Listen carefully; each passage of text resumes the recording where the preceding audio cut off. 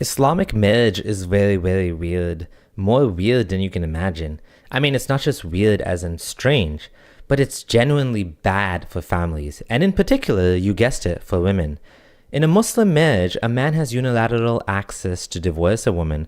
When he says talaq, meaning divorce, 3 times, the marriage is over. This can happen 3 times at once, which is impermissible, but many still do it, and many still say it counts, or 3 times on separate occasions, which is the proper way to do it. Now, that's already whack, meaning the man gets full right to do this and the woman doesn't, but it gets even nuttier. If she wants to go back to her husband, or if he wants her back, she has to marry another man and consummate the marriage, meaning have sex with another husband. And only after this new husband divorces her can she return to husband number one.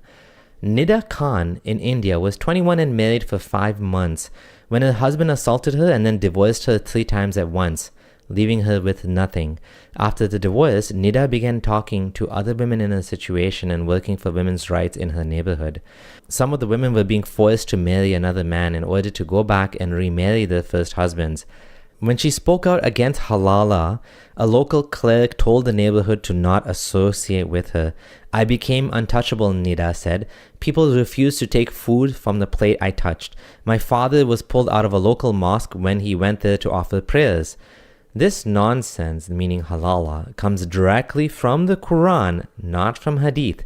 In Surah Baqarah, verse 230, it says, "And if he has divorced her for the 3rd time, then she is not lawful to him afterward until after she marries a husband other than him." The amount of suffering and pain this causes is immense. Women will have to have sex with another man just to get their husband back and their family back. Immense guilt and shame about being divorced and then having to indulge in this shameful sexual act. To be clear, halala, which means to make permissible, is actually haram or impermissible, but desperate Muslims engage in this practice to get their families back together. The reality is this mess is unnecessary. Islam is the problem. All this suffering and hoopla around being divorced and then being married again and being divorced again is because the religion was made by a man who didn't think things through.